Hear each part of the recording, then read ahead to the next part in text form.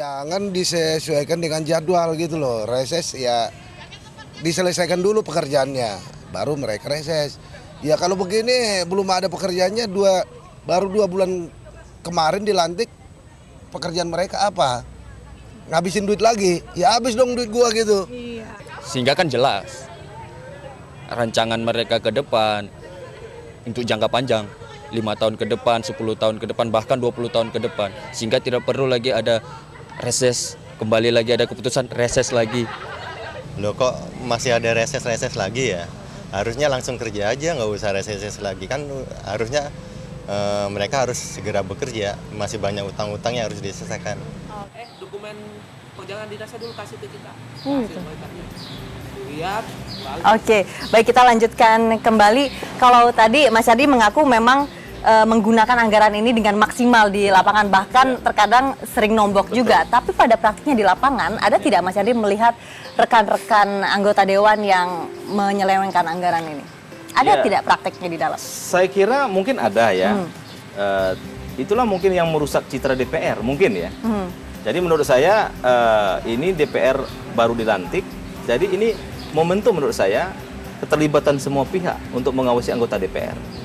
Jadi reses kali ini awasi saja sama seluruh masyarakat. Benar nggak yang menjadi wakil mereka itu turun hari ini? Gampang kok, ya kan? Bisa dicek, ya kan? Makanya saya bisa bilang tadi, kalau saya biasanya saya ngundang TV lokal sama media cetak lokal. Nanti akan saya iklankan seperti itu. Laporan kepada publik pada itu. Nah, artinya menurut saya kalau itu yang dilakukan terus-menerus oleh masyarakat, oleh pengamat, oleh media, saya yakin mengarah ke yang ideal itu insya Allah akan tercapai. Tapi kalau misalkan kata masyarakat, udahlah mereka sudah terpilih, mereka mau datang nggak datang terserah, nanti mereka datang lagi pas mau pemilu ngasih duit dipilih lagi, menurut saya ini yang rusak. Ini yang nggak boleh menurut saya. Jadi harus ada sanksi moral lah. Jadi jangan sampai menganggap uang itu uang dia disimpan di kup gitu, nggak dikasihkan bukan dikasihkan, nggak dimaksimalkan dalam menyerap aspirasi, menurut itu yang salah. Nah mari saya mengajak kawan-kawan ya anggota DPR yang hari ini reses, ya manfaatkan saja, karena menurut saya itu bukan uang kita, hak masyarakat harus kita sampaikan, termasuk kewajiban kita yang di Undang-Undang MD3 itu menyerap aspirasi harus jalan.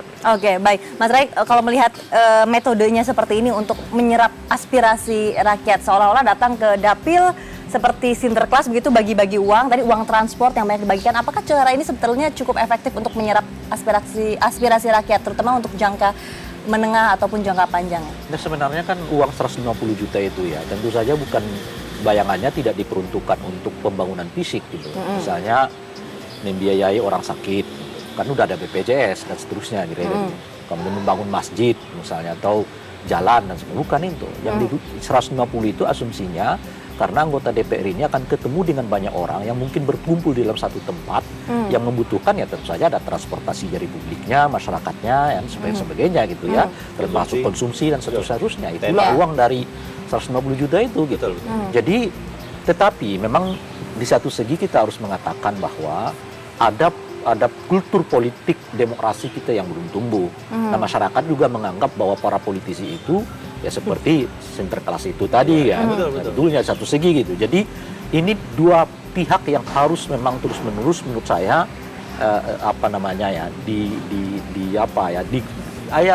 dipertemukan. Satu segi publiknya betul-betul harus mempergunakan waktu bagi anggota DPR yang reses itu untuk menyampaikan persoalan-persoalan mereka kepada masyarakat gitu, tanpa harus merasa terbebani bahwa anggota DPR yang baik itu kalau bangun ini bangun itu gitu. Itu satu segi gitu. Tapi segi yang lain juga harus muncul kultur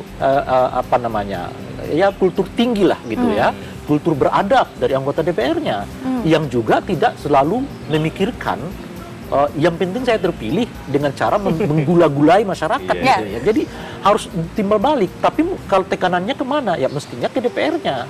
Kan ke DPR-nya kan pada tingkat tertentu adalah kelas sosial yang di atas kita lah kan kira-kira ya. Entah kecerdasannya, etikanya, cara pandangnya, asumsinya kan begitu kan. Nah, oleh karena itulah mereka punya beban moral yang disebut dengan pendidikan politik. Mereka harus menyadarkan kepada masyarakat bahwa ada memang uang 150 juta, tapi uang 150 juta ini bukanlah untuk kepentingan membangun ini bangun itu, karena dana pemerintah ada untuk itu. Bagus, Gitu lah kira-kira Ya. kan. Sudah ada, kalau Anda kesehatan kan sudah ada, apalagi sekarang banyak kartu kan kira-kira gitu ya. Kalau Anda mau bangun itu ada. Desa sekarang aja 1 miliar per tahun kan, Oke. dan sebagainya. Nah, uang 150 ini adalah uang yang dipergunakan untuk mengadakan konsultasi Ya. dan kemudian Oke. Saya setuju, Baik, Bang Ray. tadi Kultur ini seperti muncul juga. Mas Andri bilang Saya ya, setuju. Mas Andri sering didatangi orang, anaknya saya setuju. sakit, mau membangun Betul. jalan dan Jadi- sebagainya, padahal itu anggaran Jadi sudah apa? Di jatah pikiran pemerintah. masyarakat tuh harusnya DPR itu memang jangan terlalu dibebankan yang begitu. Tapi kan faktanya hari ini kan begitu kan. Jadi menurut saya pendidikan politik harus jalan terus, ya kan. Kemudian hal-hal yang bisa kita tanggulangi nggak apa-apa kita tanggulangi loh. Tapi menjadi hal yang pokok, tugas DPR kan menyerap aspirasi. Iya. Jadi saya setuju betul. Jadi kalau misalkan masyarakat tidak minta ini, tidak minta itu, saya setuju. Tapi kan kalau misalkan itu menjadi kebutuhan mendasar mereka, mungkin keterbatasan pemerintah belum tersentuh, menurut saya juga kita harus hadir lah, kan nggak ada Iya. masalah gitu. Tapi dengan cara seperti itu, Ya. tentunya ini juga tidak memberikan pendidikan politik yang baik bagi Betul, betul. masyarakat ke depannya. Betul, Nah, betul. kita akan bahas sesaat lagi. Kalau begitu, perlu tidak anggaran reses ini diturunkan kepada anggota dewan? Apakah memang bisa dihapuskan Nggak, saja? kalau untuk nyerap aspirasi tetap harus ada. tenda, kursi, konsumsi. Baik, tetap. kita bahas sesaat lagi. Pemirsa, jangan kemana-mana. Bincang Pagi masih akan segera kembali. Kemudian